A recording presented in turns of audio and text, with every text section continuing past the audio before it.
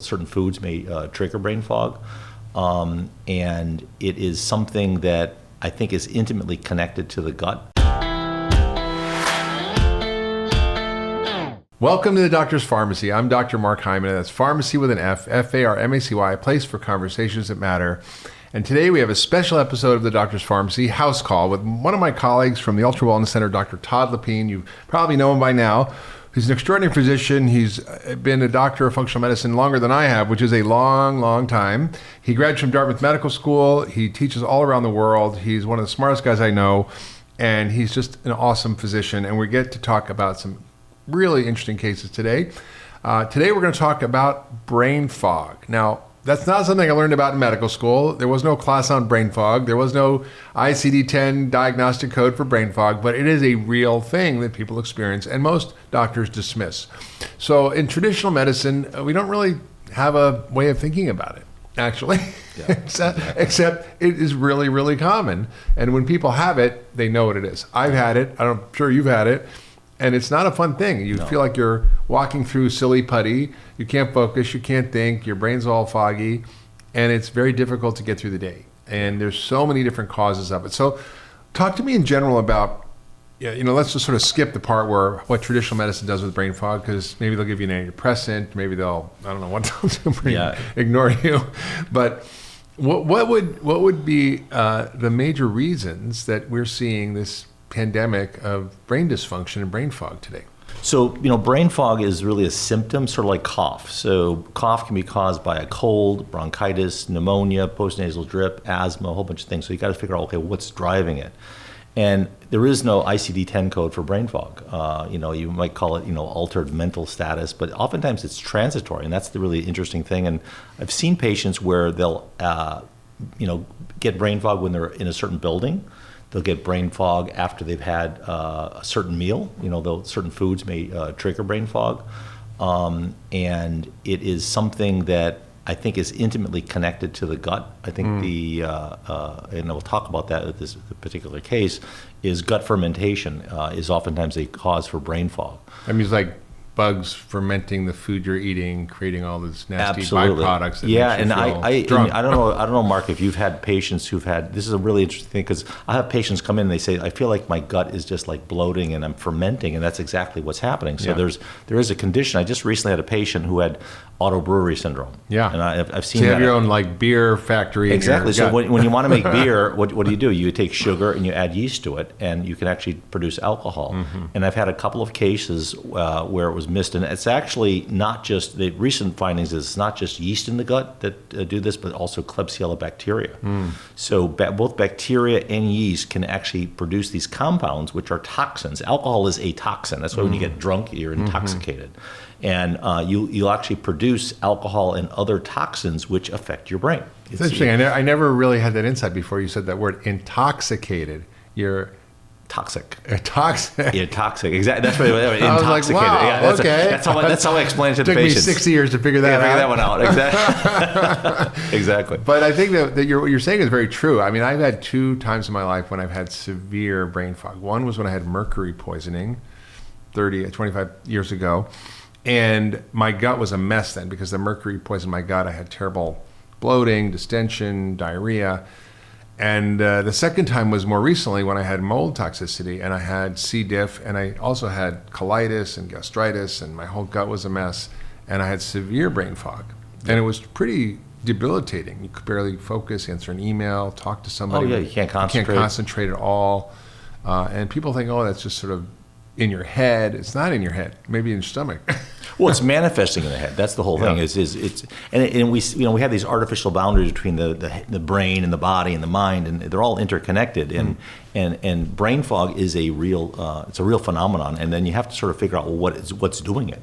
The other thing that's interesting that I see with some people with brain fog is just gluten and dairy. Yeah. And I tell patients that one of the most addictive foods is pizza. And the reason for that is that pizza has gluten in it. It's true. You can eat a whole pie, right? Exactly. Oh yeah, I tell you, it's one of the foods that I'll occasionally indulge in, but I don't have it that often because it's not the best food for you. But you have my cauliflower pizza with goat cheese. Yeah, right. And you can make a healthy pizza. Exactly. Yeah. But the two foods which are interesting is that gluten and dairy both get broken down. The proteins in those get broken down into caseomorphins and gluteomorphins. And caseomorphins are the ones from dairy, and gluteomorphins are from gluten. And those have morphine-like effects. So you literally become a little high. You get a little high. You get a little foggy in the brain, and it also can cause cravings, and it can sort of make you sleepy. You eat it, and then you get a little sleepy from it also. And that's when children drink breast milk, they go to sleep after they conk out. I mean, that's because of the morphine-like action in milk.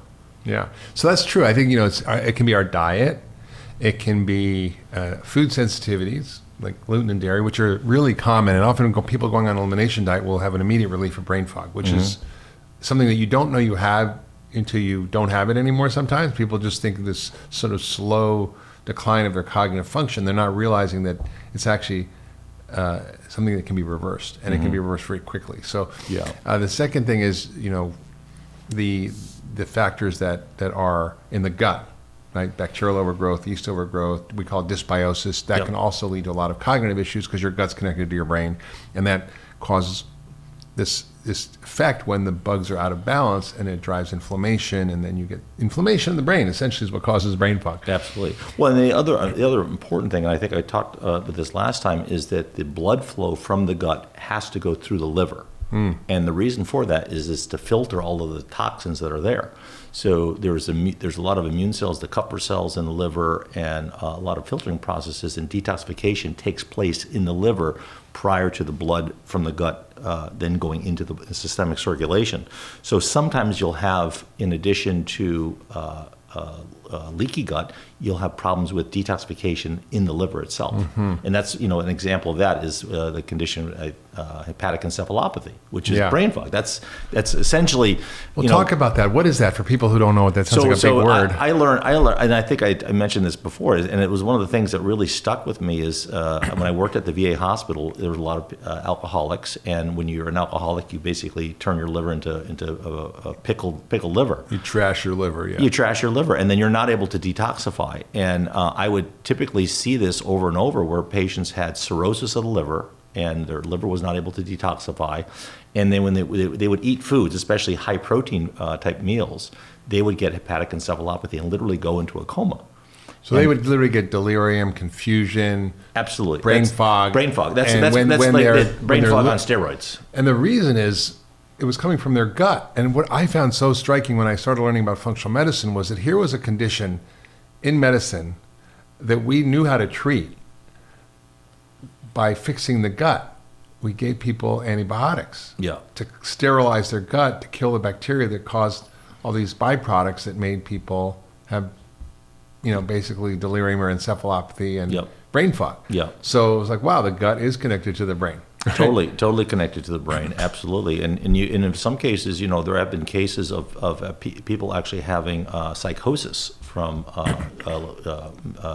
gut dysfunction. Yeah, you mentioned autobrewery syndrome. I remember reading a case of a woman who was arrested for driving under the influence, and it turned out she wasn't drinking, but she had a high blood alcohol level that was coming from her gut. Yeah, it is. Yeah, and it's a very real phenomenon. You have to think about it, and the way that you actually test for that is you can. It's actually quite simple. Is you just have somebody do what I call a pancake challenge. You basically some pancakes full of carbs, but throw some maple syrup on it, eat it, and get a blood draw at 0.0. Eat the meal, and then half an hour later, check your alcohol level. That sounds like a fun medical test. The pancake challenge. I call it the pancake challenge.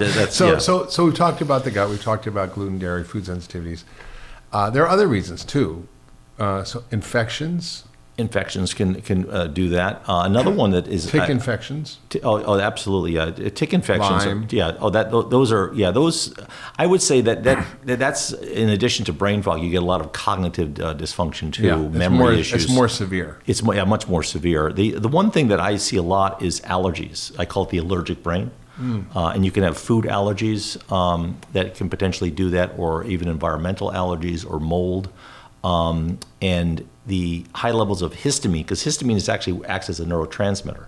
And I've seen this in a number of patients. I've had some patients with another condition, which we're seeing more and more of, is mast cell activation syndrome. It's sort of a buzz diagnosis now, but it's a very real phenomenon, and is related to the mast cells, which are the types of immune cells in the body, in the interstitial, the sort of the spaces between the cells where they reside, and they release lots of histamine. And if anybody's ever had hay fever, you see that the typical picture of a person with hay fever, they're like this, like half asleep, and like they're walking through a fog. It's right. Hay fever is an example of brain fog. Yeah.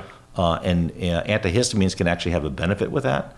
Naturally, things like quercetin and nettles can also be very helpful. And you probably have used it. This is something that I use. I've been using more is the drug cromolyn sodium. Yeah. Which is, I've had some amazing success with that in more difficult cases. I wouldn't necessarily go to that for my first choice. What Todd's talking about is this drug that's used for asthma and allergies that is usually inhaled. Yeah, usually inhaled. But there's a version you can take orally that, before you eat, inhibits your white blood cells from releasing histamine and creating an allergic response. And I've often found it extremely effective for some patients. Yeah. So Todd, talk about this patient that you had that had really bad brain fog. This was a guy who'd come to see you who worked a lot, it was a little less stress, and that could be easily dismissed as, oh, you're just stressed and tired. But you went deeper. What did you find? Well, he actually came into me, and he had already seen a variety of different doctors. And the background is that the gentleman, as a child, had lots of allergies and asthma. So he had, ear infections, bronchitis, also developed some sinusitis type symptoms. So he had multiple rounds of antibiotics. And I always emphasize to patients that when you have an immune dysfunction, look for the gut, because 60 to 70% of your immune system is in the gut.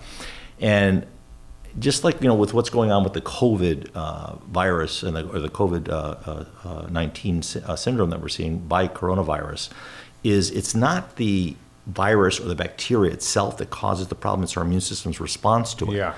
And in general, we want to have I call it a balanced immune system. So we want our immune system to be idling.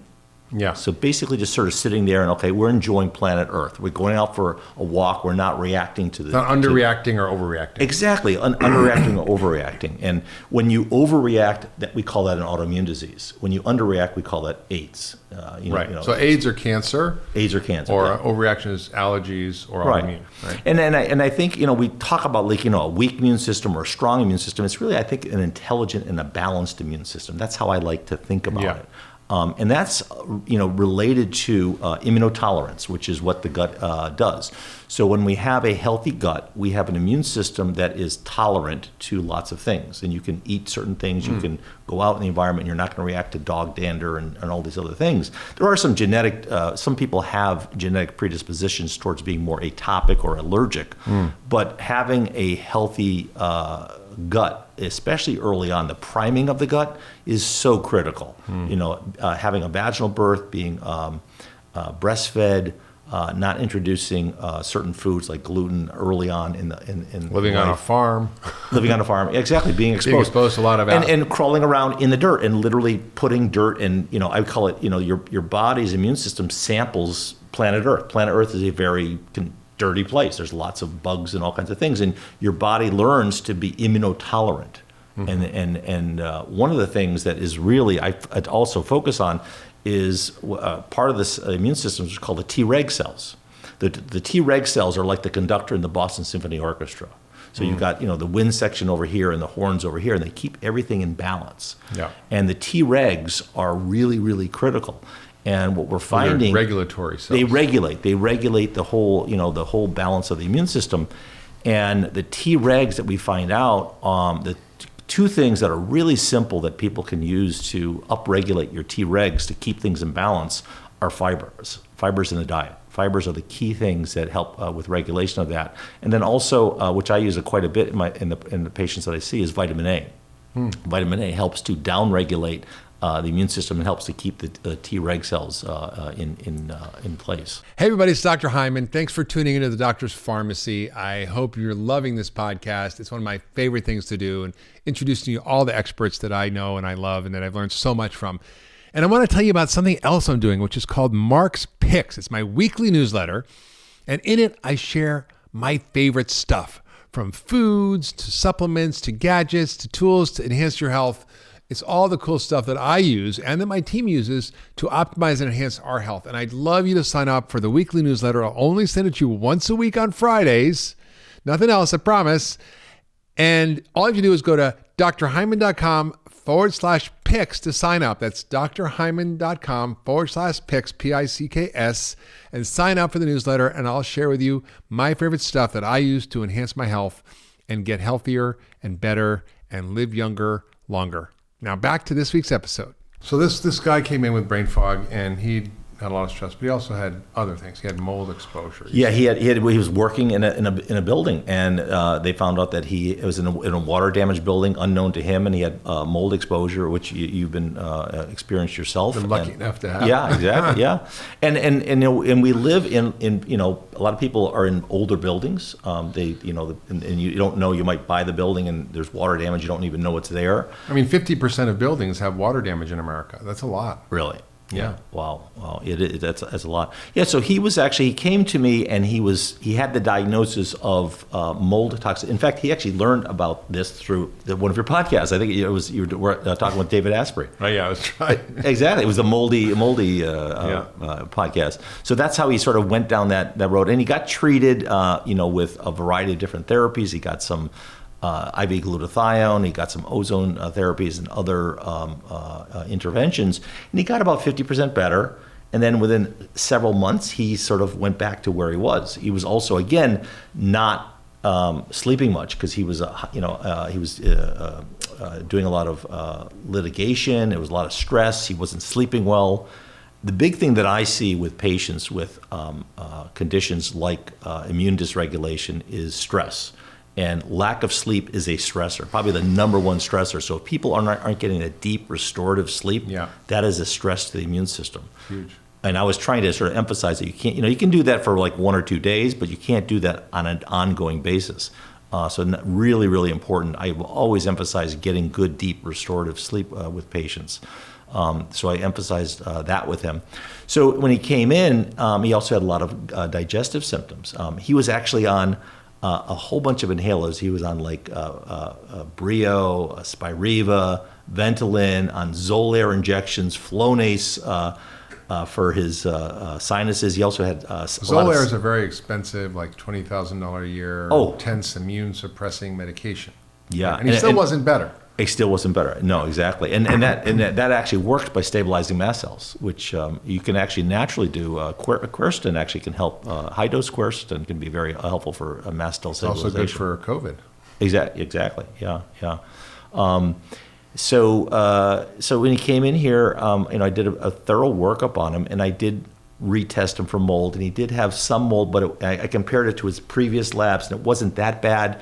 So I empirically treated him with some binders to sort of help. But he had already moved out of the quote the moldy building that he was in. You get out of the moldy environment and then use these binders to help get the mold toxins out of your system. Right, because the mycotoxins, they do tend to recirculate in the body, the enterohepatic recirculation, so they'll get reabsorbed by the body. And what are the kind of binders you use? In him, I actually used very natural things. I used clay, Mediclay, and I also used activated charcoal. That was pretty much it. And so these are things that don't get absorbed, that suck all the bad stuff out. Oh yeah, exactly. And when you worked in emergency room, right? We used to. Somebody would overdose on drugs. We would give them charcoal. Yeah, that's right. You make them drink black charcoal. It was terrible. And every now and then they might vomit up on you and get black. We've been there, done that. Yes, we. Right. Yeah. So this guy had also other stuff, right? He had gluten issues, Oh, gut, yeah, and a lot of gut issues. And and unfortunately, when he went to the previous doctors who did help him out, they didn't go deep enough. They didn't sort of get all the pieces of the puzzle. So they did not check him for gluten sensitivity, which he markedly was gluten sensitive, and also did the Cyrex testing on him for gluten and Cyrex for leaky gut, and both of those were markedly positive. So those are tests that we use at the Ultra Wellness Center that are a little bit different than traditional food testing that looks at antibodies that aren't true allergy, but they're reactions that our immune system is having against foods, and we can tell what you should and shouldn't eat based on this, what's causing an immune response. Exactly. And then I also did stool testing on him. I did the what I think is sort of the state of the art, the GI map test, which does quantitative PCR for the DNA of bacteria, yeast, viruses, parasites.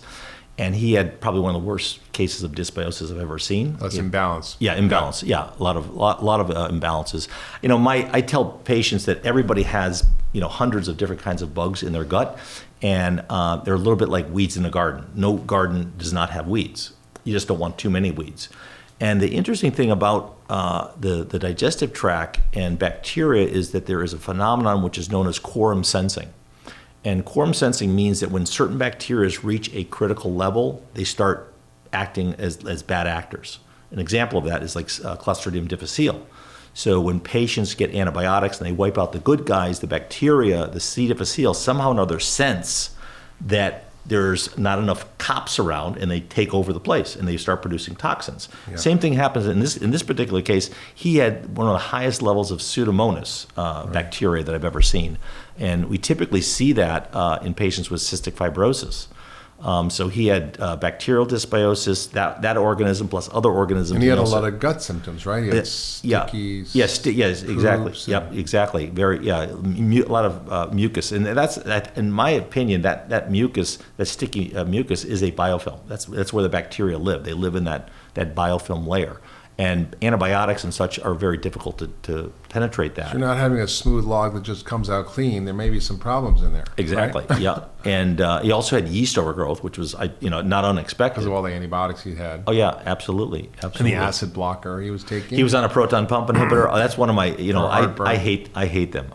They are good and bad. They can be helpful. But I remember when I was in medical school, we talked about this on the podcast. We were told. They just came out and they were like, these are very powerful drugs. You don't want to give them to any patient more than 6 weeks. It shuts down acid production. It's risky long term.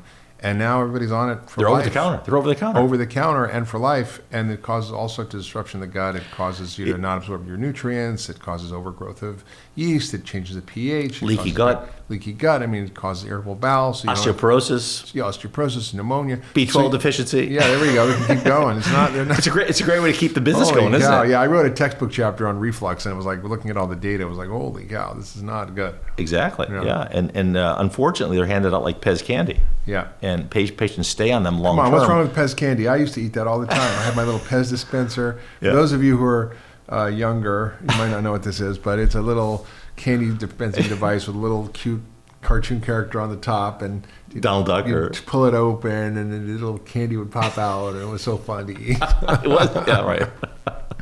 That was why I quit when I was like 8. No. So this guy had all this stuff, and he had gut issues, he had gluten issues, he had mold issues, and what I find really important to emphasize is that in functional medicine, it's about looking at the whole system and not just treating one thing. Yeah. And often it's many things at the same time. Yeah. Because when the system breaks down, lots of things break down. Yeah. So this guy's gluten issues. Well, getting off the gluten wouldn't have fixed him, or just fixing the mold wouldn't have fixed him, or just fixing his gut wouldn't have fixed him. You've got to deal with all these various things. And you had, another thing that you found on him as well, right? Oh yeah, absolutely. His sinus issues. Sinus issues. That was actually he actually had sinus surgery. For that, and it was a really a big thing. And in fact, I actually just recently downloaded a paper from PubMed on the nasal microbiome. Yeah. So we have bacteria on our skin, we have it in our mouth, we have it in our digestive tract, in the vagina, in the sinuses. They're everywhere. They're everywhere. And so disruption of the nasal microbiome can also cause brain fog. Typically, you see that a lot. And all the steroids he was taking up his nose and everything was affecting absolutely. him. And it's a dark, moist environment. So a lot of patients who have chronic sinusitis, it's actually been shown not so much to be bacterial as it is to be yeast, fungal origin. So you got to really think about that. I typically will, start. In his case, he needed surgery, so he actually had sinus surgery. That helped a little bit, but it didn't clear up the problem, which is really a dysfunctional nasal microbiome. So I actually treated him with neti pot nasal saline irrigation. You can also do, there are certain machines. I like the Sinopulse machine. It's like a water pick for your nose. Exactly. And you put a saline in there and it rinses it out. Right. For people who do have chronic sinus issues. And then I also, in his case, I actually used silvercillin, which is not a colloidal silver, but it's a silver sol. And silver is actually a great antimicrobial, and I used that in him with great success. It was really very, very effective. So silver is also something that kills bugs. And you put it up your nose, and it'll help deal with whatever latent infections are there. Exactly. And in this particular paper that I was talking about, which is discussing the nasal microbiome, they were actually making a proponent to actually use probiotics like things like lactobacillus up into the nasal passages to recolonate the nose. Incredible. Yeah. So do a fecal transplant up your nose. Exactly. And Dale Bredesen, who's been a leader in looking at the various causes for Alzheimer's, talks about the nasal sinus passages as a problem when you have chronic inflammation in the sinuses being a risk factor for Alzheimer's. Because that is directly... Chronic inflammation, right. Chronic inflammation, exactly. And it goes right up into the brain. So you also did this nasal treatment. You also treated his gut. So what did you do for his gut? We did, obviously, we put him on an elimination diet. So you got him off the gluten. Got him off of gluten, Starchy foods that ferment. And got him off sort of a low yeast, low mold type diet. Got him on, put him on I actually did not treat him with antibiotics. I treated him with antimicrobial botanicals. I also used oral silver, which I'll sometimes use in conjunction. And I also continued with binders, the activated charcoal, and then another product, GI Detox. And it was pretty remarkable, his success. Within a month, he said, like the light bulb went on in his brain. Well, so you mentioned a product called GI Detox, which is something we use that actually has charcoal and clay in it, right? It actually helps to bind up all the nasty things that get produced by these bad bugs when they're fermenting the foods that you shouldn't be eating.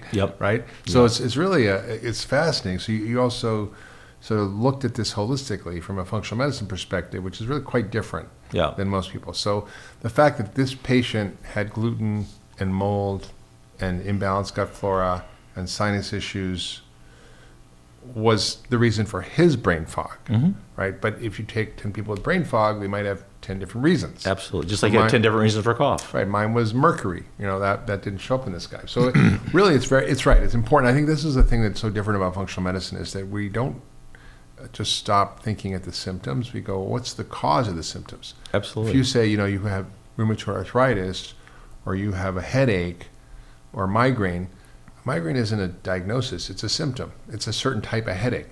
Absolutely. Right? It's like, and so we really have to look at the different causes for each individual. So it's very personalized and absolutely, and totally personalized. And it's often treating it not just one thing. It's treating multiple things in the right sequence to get people better. Exactly. And so he was building on getting rid of the mold and getting out of the environment and ozone and glutathione, which certainly helped. But then there were other things, right? He got to get off the acid blocker. He had to get off all these nasal sprays that were suppressing his microbiome in his nose. He had to get sleep. He had to get sleep, right? He had to manage stress. He had to irrigate his sinuses and use natural antimicrobials to kill the bad bugs in there. He had to reset his whole gut system and get rid of the Pseudomonas and build all this together in a protocol, which it sounds complicated, and sometimes it is, I guess, but that's what we do in functional medicine, and it's a very unique approach that is the future of healthcare. It's not something that most physicians are learning in school. It's something that is actually working far better than most traditional therapies for these kinds of things. I mean, if you have an acute problem, you go to the hospital. I had atrial fib. You got to go to the hospital, and I get my little electrical system fixed. It's fine. But I think if you if you have these weird symptoms that nobody can fix or that they're trying to medicate, it just doesn't work that well. Yeah, and you really bring a very good point, because I mean, regular mainstream medicine has its place. You break a bone, you have a heart attack, you have a stroke. There's definitely places for acute care medicine, but when it comes to chronic care medicine, I would almost venture to say that the mainstream approach, which is either the scalpel or using expensive, potentially toxic medications, is actually doing more harm than good in most circumstances. It really is. It's unfortunate, but it really is. And then what happens is then one drug is layered onto the next drug, especially like in these young people with ADD and depression and stuff like that. They come in with polypharmacy, and I talked about the iatrogenica imperfecta, which is that, the patients are getting problems related to the doctor's treatments. That's the big issue these days. It's true. And the thing about functional medicine, it's agnostic when it comes to therapy, right? We sometimes use medications when it's appropriate, but it's usually about finding the cause and treating the cause. So if someone has a parasite, you might use a parasite medication, right? If someone has, Lyme disease, you might use an antibiotic.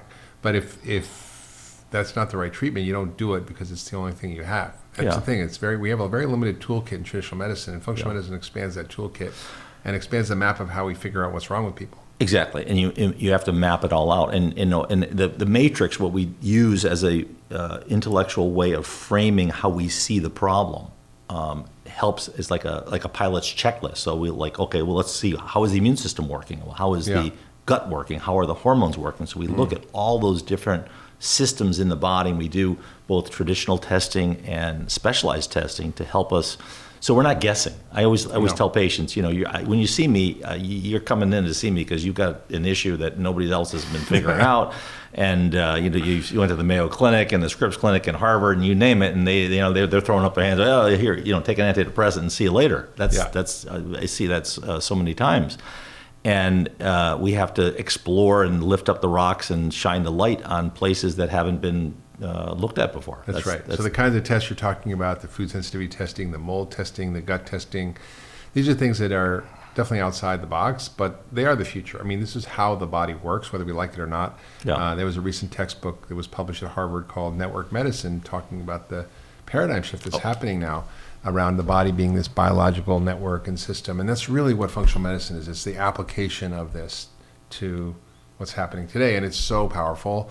And I think people out there are suffering from all sorts of cognitive issues. We did the Broken Brain series, and whether it's ADD or dementia or depression or brain fog or whatever it is, there's usually a reason. Stuff doesn't happen for no reason, and that's what we're good. We're good at being detectives and finding the reasons. Exactly. Yeah, and it's interesting because I was trained. I was actually a chemistry major when I went to Holy Cross College, and then when I went to medical school after I did my residency, I did my training in internal medicine. So I'm a board certified internist. That's my specialty, and invariably I'll meet someone and say, well, what is your specialty? And it's so funny, and if I specialize in humans. So and they always say, what kind of doctor are you? And I say, well, I'm a good one. A good one, right? And it's sort of funny. And then if I actually say the term functional medicine, they get like this blank stare. Well, what is functional medicine? Right. So I've coined the term. I call myself. I say I'm a psychoneuroimmunoendogutologist. That's good. That's good. Which is basically understanding that it's all related. The psycho is the brain. You forgot hepato in there. Yeah, exactly. Yeah, right. Hepato. Yeah, exactly. Yeah. and you forgot mito in there. Yeah, mito. Yeah, right. Exactly. Yeah. Mitochondria. So it's all interconnected. It's this unified organism, and there's it's an ecosystem. It's an ecosystem. Yeah. Right. Everything impacts everything else. And the beautiful thing about the body is that if you give it the right environment and a tincture of time, in most cases the body is pretty good at self-healing. Yes. If you give it fresh air, if you give it sunlight, if you give it exercise. And you take out the bad things. Take out the bad things. Exactly. You take out the bad things, put in the good things, and a tincture of time, the body is actually pretty good at healing. There are some cases where, we don't fully understand the human genome. I mean, we do testing for genetics, and we can get insight into genetics. I'll actually talk about that in the next podcast.